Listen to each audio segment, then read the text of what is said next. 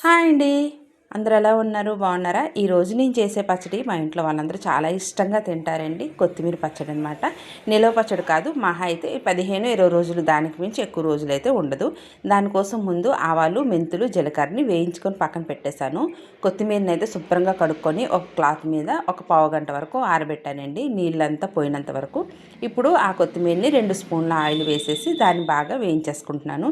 ఇందులో చింతపండు కూడా వేస్తున్నాను. చింతపండు ఏమో మనం వేయించుకున్న కొత్తిమీరని బట్టి చూసుకోవాలి.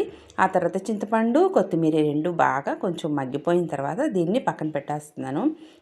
ఇది బాగా చల్లగా అయిన తర్వాత గ్రైండ్ చేసేస్తాను అనమాట.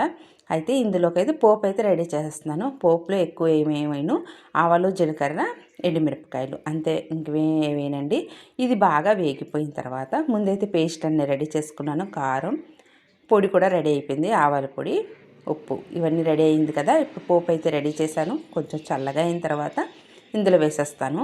అందులోనే పొడి కూడా వేసేసాను, ఆవాల పొడి, ఉప్పు, కారం కూడా మనకి ఎంత సరిపోతుందో, మనం ఉప్పు కారం సరిపోయిందో లేదో కూడాను టేస్ట్ చేసి చూసుకోవచ్చు. సరిపోకపోతే మళ్ళీ వేసుకోవచ్చు. ఈ పచ్చడి అయితే ఇంట్లో టిఫిన్లు ఏమి చేసుకున్నాం అనుకోండి, ఇంకా చట్నీ ఏమీ లేకపోయినా కూడాను ఈ కొత్తిమీర పచ్చడితో తినేయవచ్చు. అన్నంలో కలుపుకున్న బాగుంటుంది, టిఫిన్స్తో తిన్న కూడా చాలా బాగుంటుందండి. ఇంట్లో వాళ్ళైతే చాలా ఇష్టంగా తింటారు, చాలా బాగుందండి అంటే తింటారు. ఇప్పుడు ఈ సీజన్లోని కొత్తిమీర, టమాటా రెండు కూడాను బాగా తక్కువగా చవకగా దొరుకుతుంది. అందుకోసమని ఈ పచ్చడి అయితే ఖచ్చితంగా నేను చేస్తూ ఉంటాను.